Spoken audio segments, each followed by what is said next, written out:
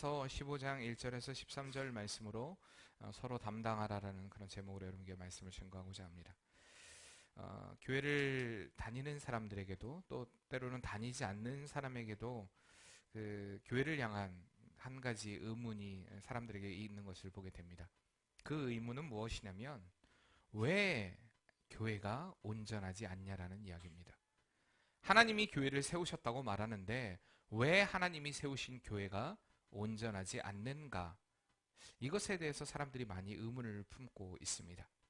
하나님이 세우셨다면, 그리고 하나님으로 인해 변화된 교회라고 하면 좀 세상과 다른 특별한 것들이 있어야 하는데, 보면 세상과 똑같이 허물도 있고 또 똑같은 문제도 가지고 있고 똑같은 싸움도 한다라는 이야기입니다. 갈등의 골도 깊어지고 또 갈라지기도 한다라고 이야기를 합니다. 아마 여러분 가운데도 그런 의문을 가지고 계신 분도 계실지 모르겠습니다. 왜 교회가 교회답지 못할까? 왜 교회가 교회로서의 아름다운 영향력을 잃어버린 채 그렇게 살아갈 수밖에 없을까? 여러분 이런 의문 혹시 안 품어보셨습니까? 자, 그렇다면 왜 교회가 교회답지 못할까요? 다시 말하면 왜 성도가 또 성도답지 못할까요? 오늘 그것에 대한 답이 바로 오늘 이 본문의 로마서 말씀에 나와 있습니다. 오늘 말씀은요, 좁게는 바울이 이 로마 교회가 당면한 실제적인 문제, 실천적인 문제, 그것에 대한 교훈을 주고 있습니다. 14장 1절 말씀부터 계속 시작된 말씀의 종결부가 바로 15장 오늘 읽었던 13절까지의 말씀입니다. 과연 교회 안에 무엇을 실천해야 되는가? 우리가 성도와 성도 간에 어떠한 관계를 가지고 또한 서로가 서로를 품어줘야 하는가?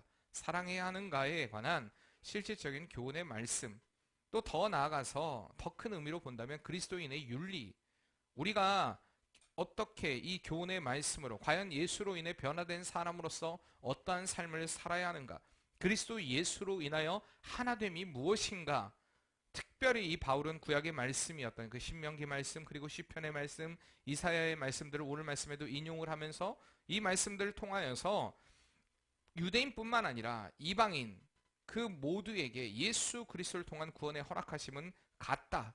이제 너희가 그리스도 예수 안에서 한 형제가 되었다. 그리고 하나님의 영광을 위해 부르심을 받은 존재이다라는 것을 다시 한번 오늘 말씀을 통해 우리에게 들려주고 있는 것입니다.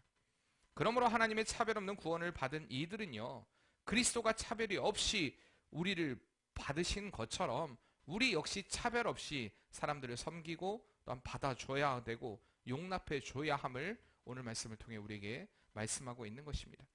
그런데 왜 교회가 교회답지 못할까? 앞선 질문에 대한 답이 여기에 있습니다. 서로 용납하지 못하기 때문입니다. 서로 받아주지 못하기 때문입니다. 서로 이해해주지 못하기 때문입니다. 서로 사랑하지 못하기 때문에 교회가 교회다움을 완전히 잃어가게 되는 것입니다. 우리가 살면서 가장 힘든 부분, 사람과의 관계 가운데 가장 힘든 부분을 이야기하라면 저는 용납이 아닐까 생각합니다. 용납하는 것. 이 시간에도요, 제가 용납하지 못할 그런 자세를 취하는 분들도 계세요. 용납할 수 없어. 저걸 얘기해야 되나?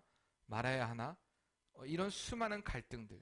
어쨌든 우리가 살면서 이런 용납에 관한 것들은 쉬운 일 아닙니다. 너를 인정한다. 내가 너를 인정한다라는 것을, 우리가 사실 이것을 인정한다라는 그 사실을 인정하는 것이 쉬운 일이 아닙니다. 한번 옆에 분들을 바라보세요. 여러분 그분을 그대로 인정할 수 있습니까? 그대로 용납할 수 있겠습니까? 머리부터 발끝까지 한번 바라보세요.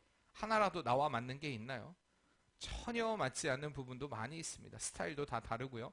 어떤 사람들은, 특히 우리나라 사람들은 이웃에 대한 관심이 굉장히 많지 않습니까? 보면은 아휴 옷이 왜 저래, 아휴 머리 스타일은 왜 저래, 아휴 왜 저렇게 생겼어, 아휴 답답해. 자꾸 사람들에 대한 어떤 관계 가운데 굉장히 깊은 관심이 있어서 뭐 좋은 면도 있지만 사실 그로 인하여서 사람들을 용납하지 못하고 이해하지 못하는 사람들을 많이 보게 됩니다. 더 나아가 부부간의 관계도 마찬가지죠. 진짜 내 남편은, 저는 이런 얘기 정말 많이 듣습니다. 내 남편은 나하고 정말 안 맞아. 내 아내는 정말 나랑 안 맞아. 언제부터 안 맞았을까요? 네, 처음부터 안 맞았습니다. 처음부터. 근데 사랑이라는 콩깍지가 씌우면서부터 내가 저 사람하고 안 맞는 부분이 있다 해도 내가 결혼하면서 이 사람과 맞춰가리라. 여러분 그때는 사랑이 있었기 때문에 그 모든 것이 커버가 되지 않았습니까? 근데 처음부터 달랐는데도 불구하고 그 사랑이 이제 잊어버리는 순간, 사랑이 식어가는 그 순간부터 그 사람의 허물이 보이고 그 사람의 단점이 보이고 내가 용납할 수 없겠다라고 이야기하는 것입니다. 교회도 마찬가지입니다. 서로 너무나 다른 이들이 만났고요. 서로 너무나 다른 생각을 가지고 있습니다. 그렇기 때문에 정말 맞지 않는 부분들이 많이 있습니다. 그리스도의 사랑으로 충만해 있으면 우리 안에 아무런 문제가 없지만 그 사랑을 잃어버리는 순간에 그를 용납하고 받아들인다는 것은 쉬운 일이 아닙니다. 왜 그러냐? 사랑을 잃어버렸기 때문입니다. 아까 앞선 질문 가운데 교회가 교회다움을 잃어버린 가장 첫 번째 원인은 뭐냐? 그리스도의 사랑을 잃어버렸기 때문입니다. 교회 안에 그 사랑이 식어져 있기 때문입니다.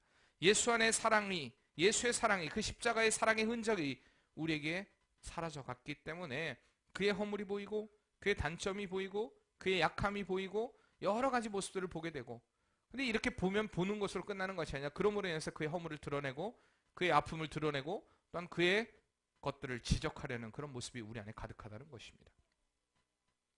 바울은 이러한 교회, 특히 로마의 교회의 모습을 보면서 진정 주님이 원하시는 교회의 모습은 우리를 하나 되게 하신 그리스도로 인하여 서로 용납하라, 그리고 선을 이루어야 한다라고 말씀하고 있는 게 바로 오늘 본문의 또한 결론적인 말씀인 것입니다. 먼저 우리가 오늘 1절 말씀을 보면 이렇게 얘기합니다. 같이 한번 1절 한번 큰 소리로 읽어보겠습니다. 믿음이 강한 우리는 마땅히 믿음이 약한 자의 약점을 담당하고 자기를 기쁘게 하지 아니할 것이라. 아멘. 바울은요, 이 14장에 이어서 15장에도 계속해서 교회 안에 약한 자의 문제에 관한 이야기를 다루고 있습니다. 14장에서는 음식에 관한 문제를 이야기합니다. 그리고 이제 15장에서 계속해서 이 약한 이들에 대한 문제를 어떻게 다룰 것인가. 믿음이 약한 자들에게 대해 바울은요, 강한 자가 약한 자를 품어줘야 한다라고 말하고 있습니다. 여기서 강한 자가 그러면 어떤 자일까요? 바울도 자신에 대해서 뭐라고 얘기합니까? 믿음이 강한 우리는 이라고 얘기합니다. 믿음이 강한 우리는. 바울이 강하다는 얘기입니까? 약하다는 얘기입니까? 강하다는 이야기입니다. 믿음이 강한 우리는, 자기도 강하다는 것을 표현하고 있습니다. 여기서 강한 자라는 것은 문맥적으로 보면 예수 그리스도의 그 십자가의 의미를 알고 그 진리를 깨달아 주님으로 인해 변화된 사람, 완전히 새로워진 사람, 그래서 그 자유함에 이른 사람, 예수님으로 인하여서 진정한 해방이 된 사람, 그 해방의 기쁨을 누린 사람을 이야기하고 있습니다. 진정한 예수의 십자가의 구속의 은혜를 알고 그 안에서 자유한 사람, 그런 사람들이 강한 사람입니다. 그러나 이 강하다는 의미를 꼭 이 말씀에서 영적인 의미로 국한시켜서는 안 된다는 것입니다. 여기서의 강하다는 또 다른 의미는 교회적으로 보았을 때, 특히 로마 교회를 보았을 때 그들 안의 특권 내지는 기득권에 관한 이야기를 바울이 또한 하고 있는 것입니다. 당시 로마의 상황을 보면 그 로마는요, 정치적으로, 경제적으로, 사회적으로, 문화적으로 굉장히 앞선 곳이었습니다. 세계 중심이었죠, 거의. 그래 많은 이들이 그 로마에서 이주해 와서 살고 있었고, 그 중에 디아스포라라고 불리우는 흩어진 유대인들이 많이 살고 있었습니다. 왜 이렇게 많이 살게 되었냐? BC 63년에 보면 로마가 유대를 정복했을 때 그 로마로 포로를 끌고 오게 된 유대인들이 있었습니다. 그리고 그들을 노예로서 부려먹었습니다. 근데 이제 그들이 여전히 그 자리에서 그렇게 살고 있으면서 이제 디아스포라, 흩어진 유대인으로서 이렇게 그 로마에서 존재하며 살고 있었던 것입니다. 근데요, 유태인들에게는 특징이 있어요. 반드시 이스라엘의 대표적인 절기에는요, 예루살렘으로 올라가서 예배하는 습관을 가지고 있습니다. 그러던 중에 이렇게 디아스포라로서의 삶을 살고 있다가 이제 그 유대로 예배를 하러 예루살렘으로 예배를 하러 가게 된 날이 언제였냐면 바로 오순절이었습니다. 많은 절기 가운데 오순절. 그리고 오순절날 무슨 역사가 일어나게 됩니까? 예, 성령 강림의 역사가 일어나게 됩니다. 성령의 뜨거운 역사 가운데 뒤집어지는 역사, 그리고 베드로가 설교할 때 3,000명, 5,000명이 회개하는 역사들이 일어나게 됩니다. 그러니까 이 역사 현장을 눈으로 보고 진정으로 인하여 변화된 이들이 또 돌아가서 바로 교회를 세운 게 로마 교회로 보고 있습니다. 그러니까 로마 교회의 역사가 이렇습니다. 처음에 그들이 그 뜨거운 마음과 뜨거운 심령으로 교회를 세웠는데 그들 안에 문제가 생겼습니다. 전통 유대인들과 그리고 이방 기독교인들, 그러니까 유대교인이 기독교인 된 유대 기독교인들과 이방 기독교인들 사이에 서로 문제가 생겼다는 것입니다. 대립이 생기게 되었습니다. 왜?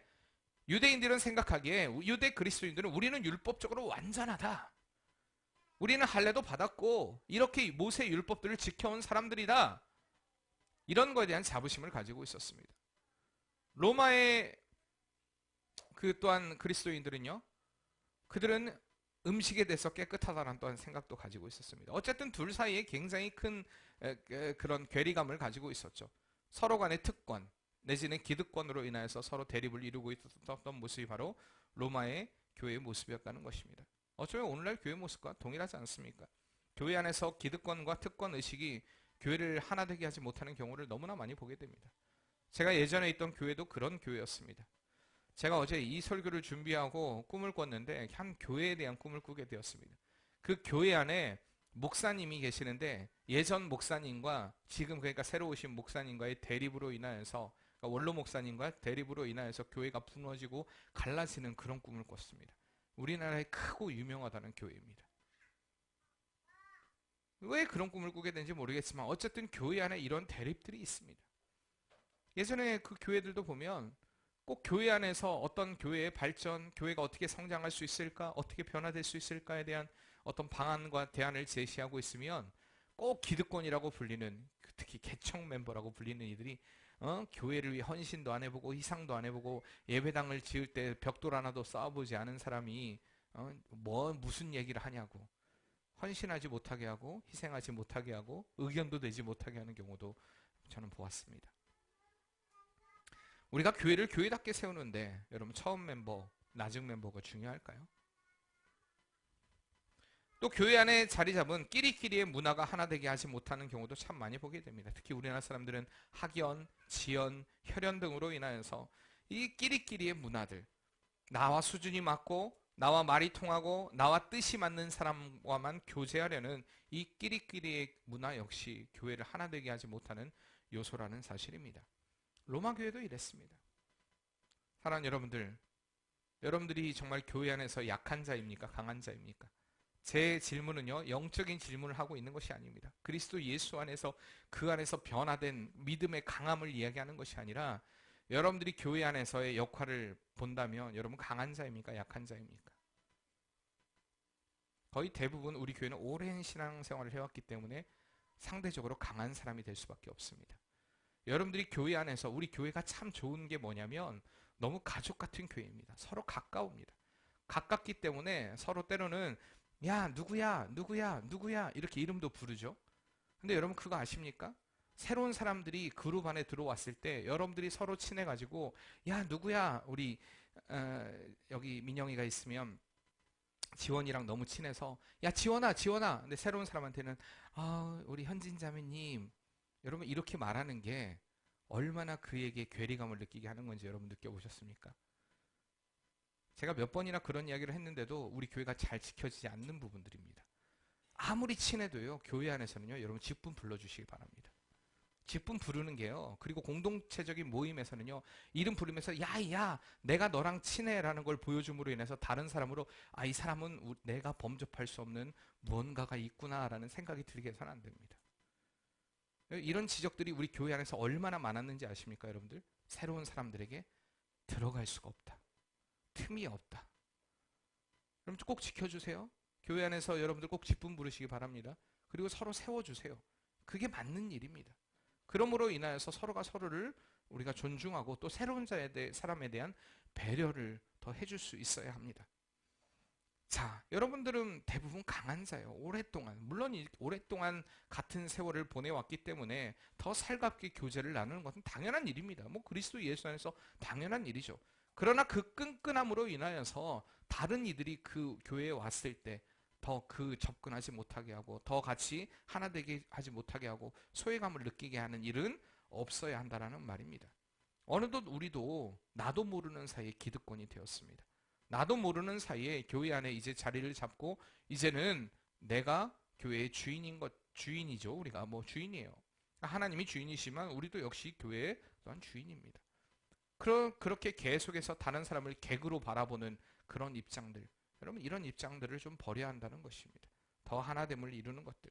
바울이 로마 교회를 바라볼 때 안타까움을 가졌던 것이 바로 이거였습니다.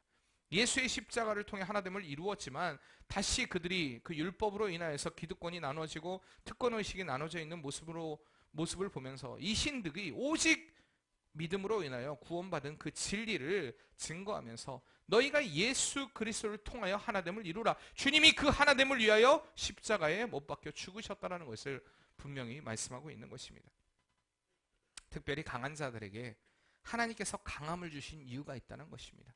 너희 강한 자들에게, 오늘 말씀 1절에 믿음이 강한 우리는 마땅히 믿음이 약한 자의 약점을 담당하라. 강한 자가 강함을 주신, 하나님께서 그 강함을 주신 이유가 있는데 그 이유는 단지 자신을 잘 지키고 자신의 만족을 위한 삶을 살라는 것이 아니라는 이야기입니다.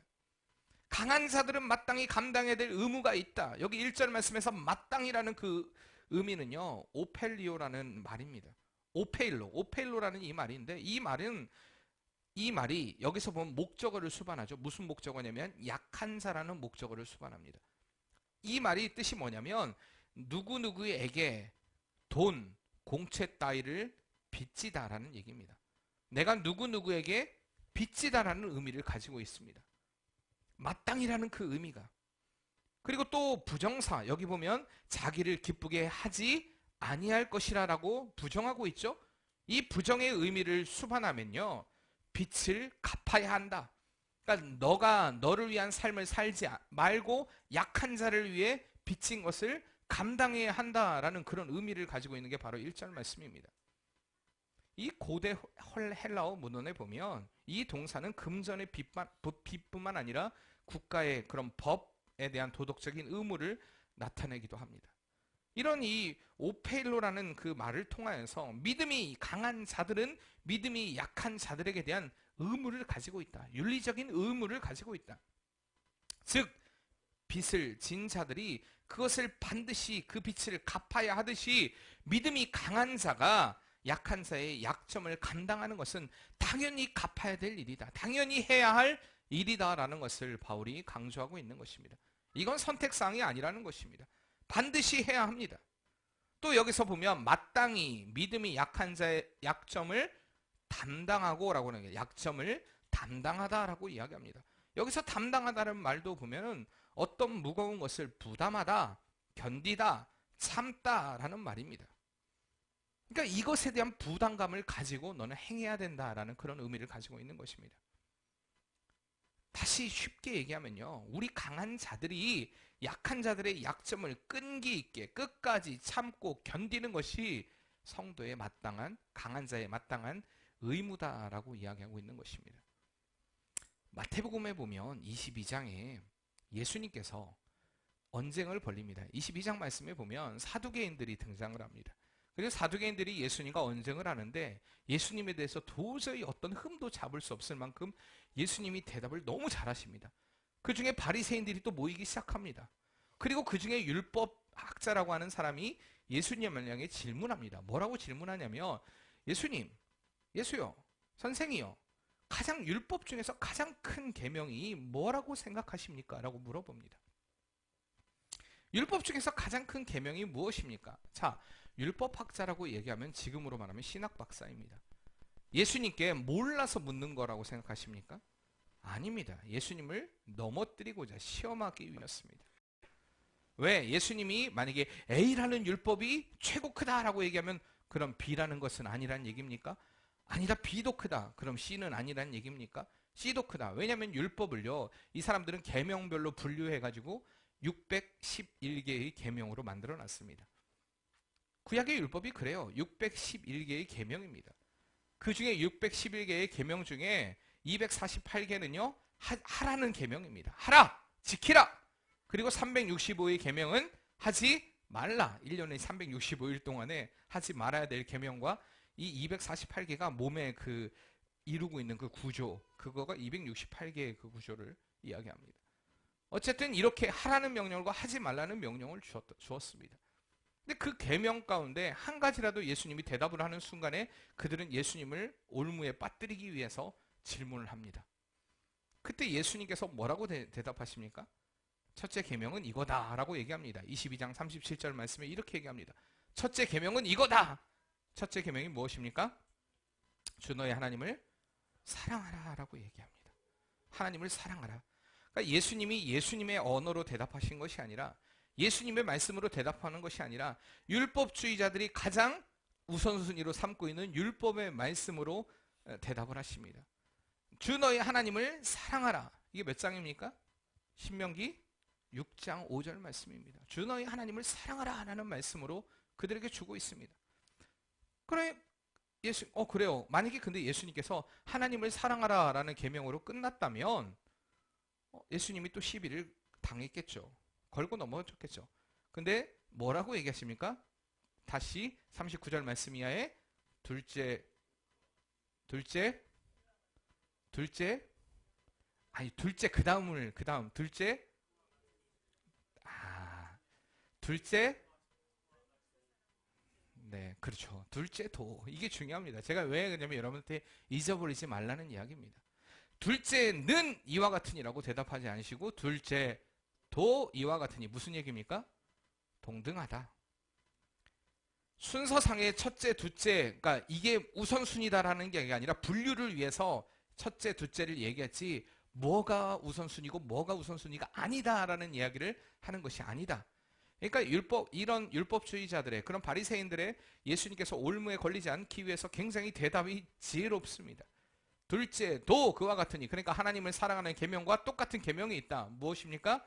내 이웃을 내 몸과 같이 사랑하라. 내 이웃을 사랑하라는 계명입니다. 이게 바로 레위기 19장 18절 말씀입니다. 내 이웃을 사랑하라는 이야기. 결국은 이 말씀으로 첫 번째 계명과 둘 번째 계명이 순서상의 우위를 얘기하는 것이 아니라 같다. 하나님을 사랑하고 이웃을 사랑하라라고 이야기를 합니다. 이게 여러분 왜 중요하냐면, 우리가 보통 생각할 때 내가 하나님을 사랑하면 끝났지, 내가 하나님을 향한 믿음, 그 믿음을 가지면 끝났지라고 이야기를 합니다. 그러나 진정한 믿음이라는 것은, 하나님의 진정한 말씀은요, 하나님을 사랑하면 이웃을 사랑하는 것입니다. 이 계명은요, 하나님을 사랑하는 사람들은요 반드시 통로가 되어서 이웃을 사랑하는 자리에까지 이뤄야 된다라는 것입니다. 이 사랑을 가장 실천적으로 보여주신 분이 바로 예수님이십니다. 그렇죠? 예수님이 하나님을 사랑하셨기 때문에 하나님의 계명에 순종하셨습니다. 그 순종하심으로 인하여 십자가를 지셨죠. 그리고 그 십자가를 통해서 우리를 향한 사랑을 보여주셨습니다. 주님이 다 보여주셨다는 것입니다. 너희가 이 사랑을 아는데 어떻게 너희 자신, 너희의 강함만을 생각하며 늘 너희 자신의 믿음만을 유지하며 이것이 최고라고 이야기하며 너희가 하나 되지 못하느냐. 그것은 진정한 하나님의 계명을 지키는 일이 아니다라고 바울이 이야기하고 있는 것입니다. 우리는요, 강한 자라고 하면 연약한 자들을 돌봐줘야 됩니다. 교회 안에서 믿음이 약하거나 연약하거나 힘들어하는 모습이 보일 때 강한 자라고 한다면 우리가 취해야 될 데는 바로 세심한 관심입니다. 세심 어린 관심, 그리고 사랑. 왜 그렇습니까? 주님께서 그렇게 연약하고 초라하고 약한 우리를 참아주시고 기다려주셨기 때문입니다. 진정으로 그리스도 예수 안에서 교회당을 이루는 길은 그렇기 때문에 서로 참아주는 길입니다. 서로 용납하는 것입니다. 7절 말씀에 다 같이 한번 읽어볼까요? 그러므로 그리스도께서 우리를 받아 하나님께 영광을 돌리심과 같이 너희도 서로 받으라. 아멘. 우리가 우리를 서로 그리스도의 사랑으로 받을 줄 알아야 한다는 것입니다. 그리고 1절 말씀 마지막에 바울의 권면은 이렇습니다. 자기를 기쁘게 하지 아니할 것이라. 누구나 인간은요, 자기 중심적인 요소를 가지고 있습니다. 내가 이익이 되는 일, 내가 좋은 일, 내가 유익이 되고 내가 기쁨이 되는 일에 대부분 사람들은 그 일을 생각하면서 일을 합니다.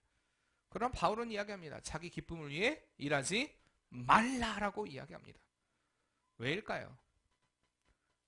여러분 잘 생각해 보세요. 내게 기쁨이 되는 일이 다른 이들에게 상처가 될 때가 많이 있습니다. 내게 기쁘게 된 일이죠. 좀 극단적인 예를 들어보면 우리가 사기꾼들을 보게 되죠. 살인을 저지르는 사람을 보게 됩니다. 도적질을 하고 강간을 하죠. 자기의 순간적인 기쁨을 위해서 그렇게 합니다.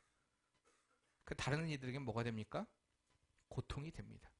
여러분 기억하셔야 돼요. 내가 나를 기쁘게 하는 일이 그러므로 인해서 다른 이들을 아프게 하는 일이 얼마나 큰 죄악인가를 우리가 인지해야 한다는 것입니다.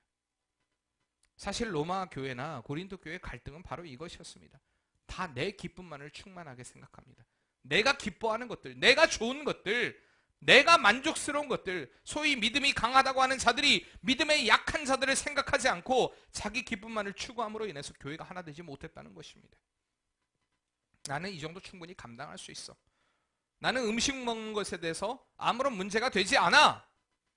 제가요, 아이들에 대한 이야기도 합니다. 제가 괜찮아요. 그렇다고 해서 모두에게 괜찮은 문제가 아닐 수 있습니다. 그러니까 아이들을 잘 관리해야 돼요. 그리고 마찬가지예요. 예배 시간에도 마찬가지입니다. 제가 괜찮다고 해서 모두가 다 괜찮은 게 아닙니다. 그렇기 때문에 예배 가운데 여러분들이 잘 집중해야 돼요. 뒷자리는 별로 안 좋다는 이야기가, 왜냐하면 저한테 오기까지 너무나 많은, 그렇죠, 이렇게 검은 머리들을 보게 됩니다. 그렇죠? 아유, 저 사람 머리 감았네, 안 감았네. 아유, 저번 주보다 자꾸 이렇게 탈모가 심해지는 것 같아. 무슨 말씀 시간에 말씀을 드려야 되는데 점점 생각하는 게 자꾸 다른 생각에 사로잡힙니다. 아유, 좀 염색 좀 하지. 아유, 바둑판처럼 저렇게 검고 하얗고 검고 하얗고, 아이고 머리들이 좀 그러네. 우리 안에 별 생각이 다 듭니다. 하나님께서 저에게 주신 특별한 은혜가 뭐냐면, 여러분들을 보고 있지만 여러분들에게 영향을 받지 않을 수 있도록 하나님께 저도 부단히 기도했습니다. 영향을 안 받을 수는 없죠. 보고 있다면. 근데요, 가끔 이렇게 지금 졸고 있는 사람들, 또 다른 생각하고 있는 사람들을 바라보면서도 제 마음 안에 무슨 생각하냐면, 야, 너도 예배자야. 제가 이 생각을 정말 많이 합니다. 제가 이로 인해서 예배를 무너뜨리지 말아야지라는 생각을 많이 합니다. 스스로가. 여러분, 우리가 강한 자들은요, 약한 자들을 품어줘야 됩니다. 늘 말씀드리지만, 내가 편한 교회, 내가 만족스럽고 내가 기쁘고 내가 은혜가 되는 찬양, 내가 은혜가 되는 것들, 이런 것들이 다른 사람들에게 힘듦이 되고 아픔이 되고 만족스럽게 되지 못한다면 주님이 몸되시는 온전한 교회를 이루지 못한다는 사실입니다. 진정으로 그리스도인에 변화된 성도라면 내 기쁨을 생각하기보다는 2절에 답이 나와 있죠. 우리 각 사람이 같이 읽겠습니다. 2절 말씀입니다.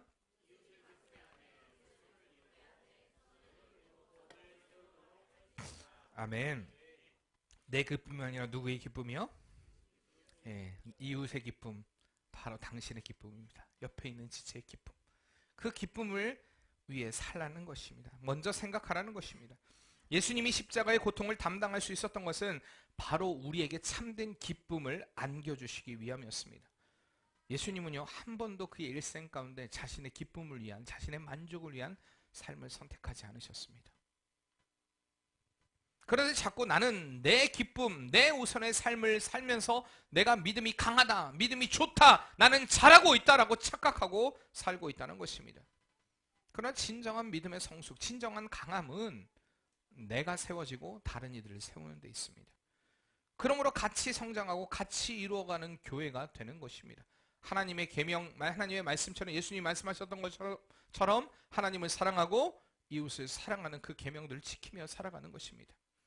이렇게 내 기쁨이 아닌 내 이웃의, 성도의 기쁨을 생각하고 이렇게 주님이 원하시는 그 교회다움을 이루어갈 때 교회는요, 첫째로 선을 이루어가게 됩니다. 2절 말씀에 나와 있죠. 선을 이루고, 여기 선을 이루고를 다시 번역하면 유익을 위하여 라고도 번역할 수 있습니다.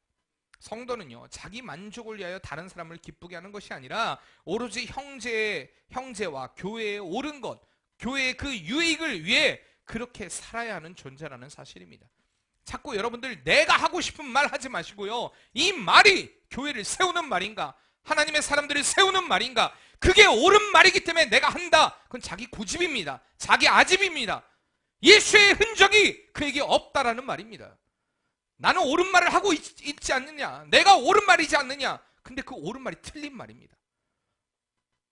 그거는 주님이 원하시는 말이 아니라는 것입니다. 그로 인해 교회가 무너진다면, 교회가 어지러워진다면, 교회가 힘들어진다면, 그렇기 때문에 우리가 옳은 말이라고 하는 건 선을 이루는 말이 되어야 됩니다. 교회 안에서 늘 유익이 되는 말, 내 이 말이, 내 이 행동이 어떻게 다른 이들을 세울 수 있을까? 특별히 여기서 유익이라는 건 영적인 유익입니다. 어떻게 하면 영적인 성장을 이루어갈 수 있을까?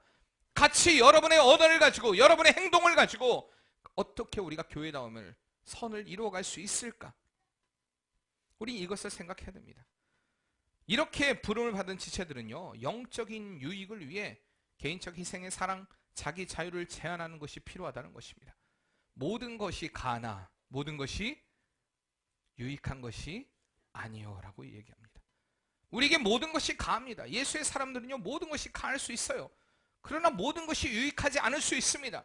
늘 이걸 생각해야 돼요. 교회 안에서 여러분들이 예배 가운데 나올 때도 마찬가지입니다. 교회 안에서 왜 넥타이를 매고 왜 이렇게 양복을 입고 왜 정장을 입습니까? 여러분들도 마찬가지예요. 왜 이렇게 꼭 주일날 불편하게 이렇게 오십니까? 내가 편한 편을 선택한다면요, 저도요 넥타이 매는 게 너무 힘들어요. 저도 아버지 아들이라 아버지도 넥타이 매는 게 별로 안 좋으셨대요. 저도요 카라티가 편하고요 넥타이 안 매는 게 편합니다. 근데요 한 사람이라도, 저도 옛날에 이 신부들이 하고 다니는 그거를 이렇게 제작하려고도 했어요.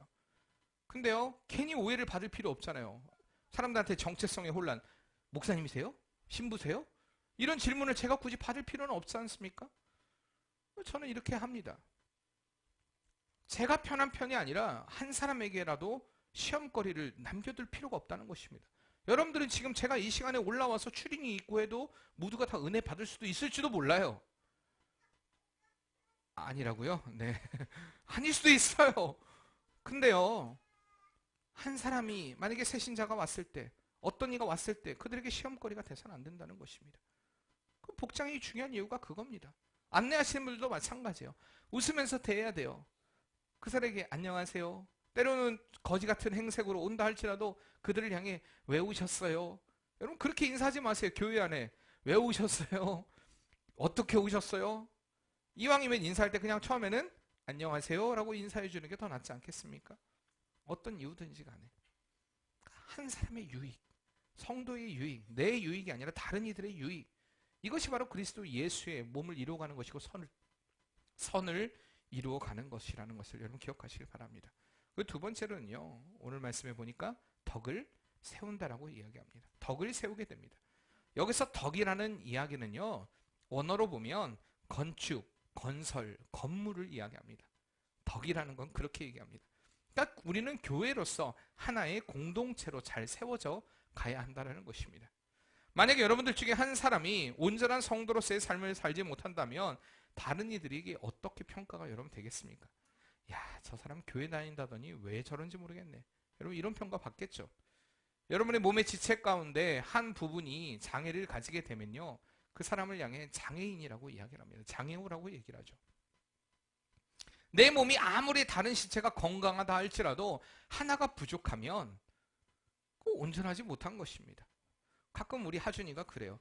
제가 아빠 내가 이번에 성적표를 가져왔는데 여기다 뭘 이렇게 막 적어놨더라고요. 그래서 뭘 이렇게 적었나, 저는 그래서 오늘 시험을 봤는데 여기다 컨닝하려고 여기다 뭘 적어놓은 줄 알았어요. 제가 여기다 그랬더니 성적을 적어놨더라고요. 100점, 90점 아주 잘 적었어요. 그리고 75점. 왜 이건 75점이냐 그랬더니 아빠 다른 애들은 빵점도 있고요, 35점도 있고요, 25점도 있는데 이거 진짜 잘 맞은 거예요. 야, 근데 그래도 다른 거보다 너무 차이가 나지 않아? 그랬더니 아빠가 몰라서 하는 얘기예요. 정말 잘했어요. 자꾸 애들도 얘기하다 보면요, 못한 걸 너 이거 좀 이 부분에 대해서 좀 연약하지 않니? 좀 훈련되어야지 않니? 그러면 제가 이 다른 건 다 잘해요. 이것만 그런 거예요. 교회 안에서도 마찬가지입니다. 우리가 예수님께서, 하나님께서 너의 이 부분에 대한 훈련이 필요하다, 너 이 부분에 대한 성숙이 필요하다라고 말씀하실 때 하나님 그런 말 하지 마세요. 내가 다른 부분 다 잘하잖아요. 뭘 그렇게 많이 요구하세요? 여러분 혹시 하나님께 그렇게 말하고 있지 않습니까? 물론 그렇게 말은 안 하죠. 근데 여러분의 행동이 그렇지 않냐라는 얘기입니다. 주님 안에서요, 성숙을 이루어야 될 이유는요, 덕을 세우기 위함입니다. 교회가 덕을 세워야 돼요.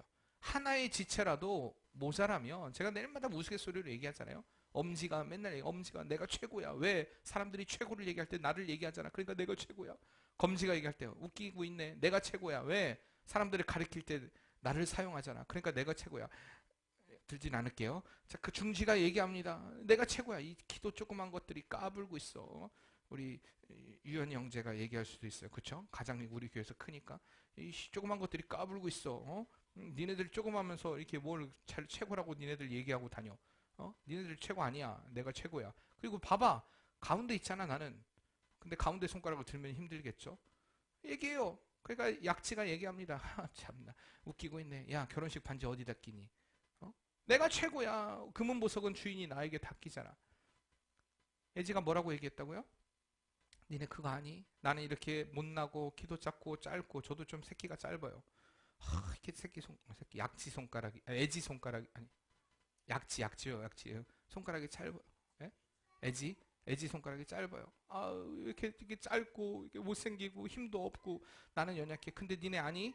내가 없으면 너희는 병신이야. 바보야. 니네 생각해보세요. 이게 웃은 얘기가 아니라 여러분 이게 우리의 삶 가운데 가장 새겨야 될 말입니다. 교회 안에 연약한 지체를 바라볼 때 우리가 그를 품어야 되고 그를 사랑해야 되고 그를 얼마나 감싸야 하는가를 이것을 통해서도 우리가 볼 수가 있습니다.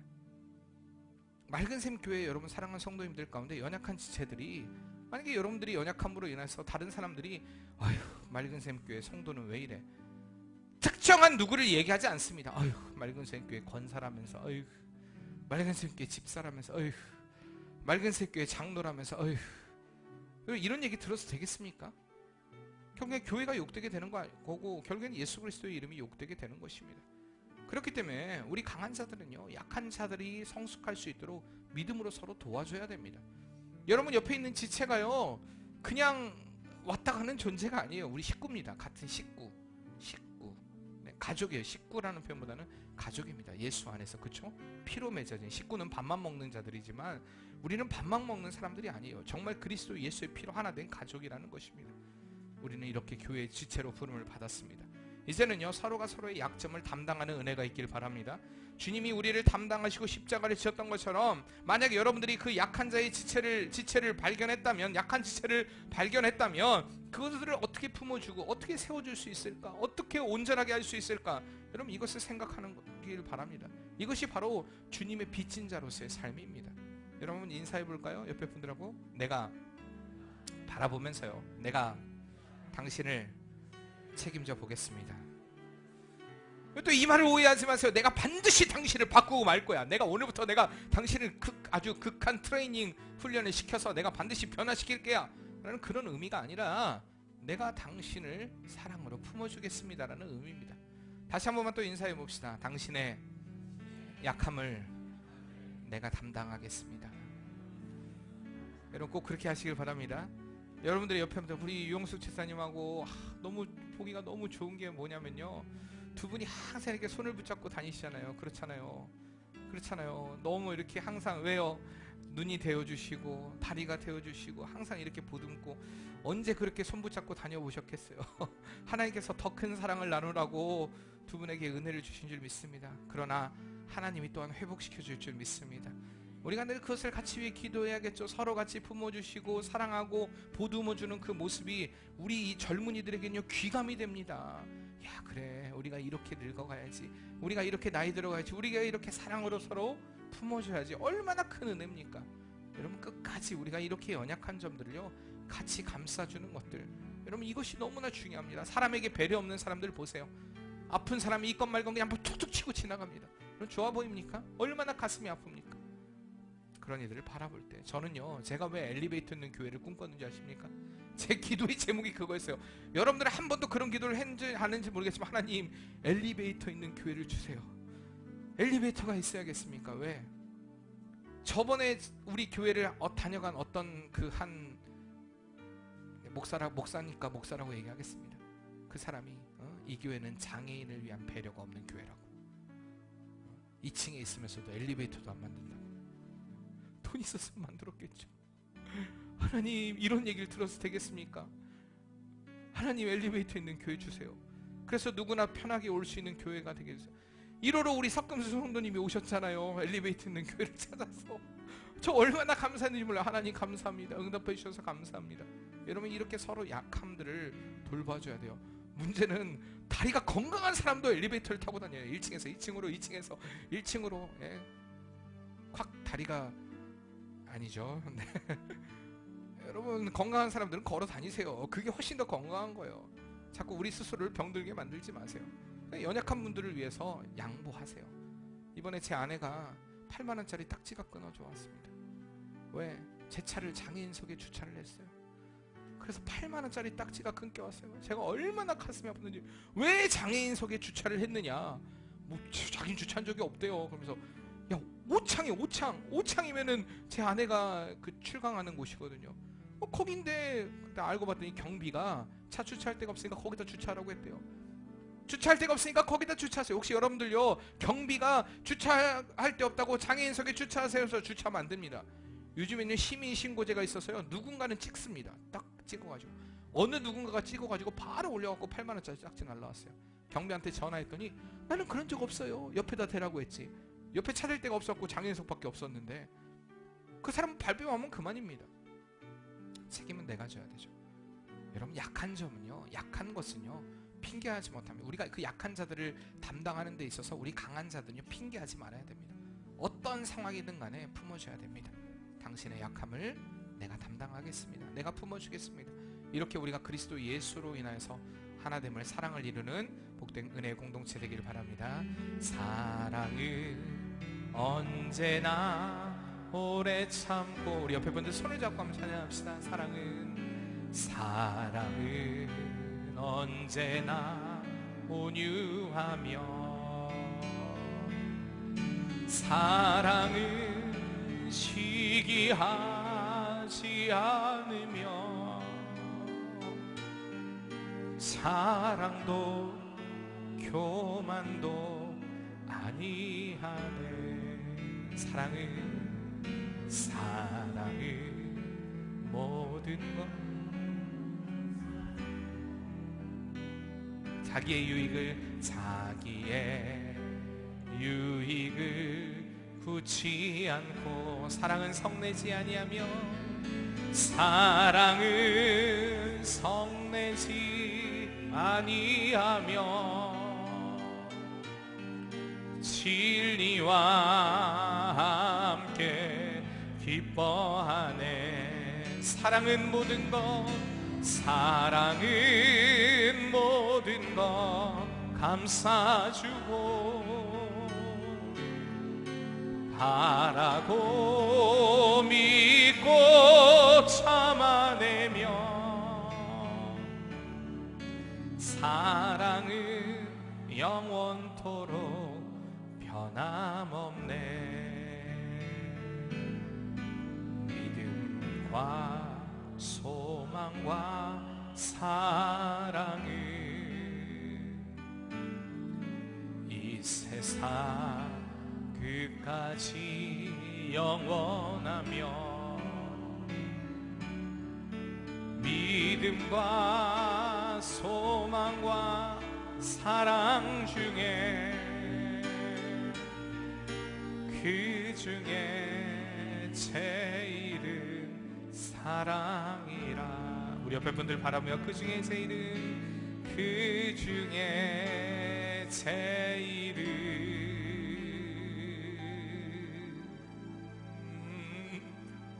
사랑이라. 우리 옆에 분의 손을 잡고 계속해서 기도하겠습니다. 하나님, 내가 이의 연약함을 감당하겠습니다. 내가 보듬어 주겠습니다. 내가 세워주겠습니다. 네, 우리가 이 일을 감당함으로 은혜 공동체를 이루어가기를 원합니다. 우리 다 같이 간절한 마음으로 말씀을 기억하며 기도하겠습니다. 사랑의 하나님, 우리가 주님 안에서 아름다운 믿음의 공동체를 이루어가기를 원합니다.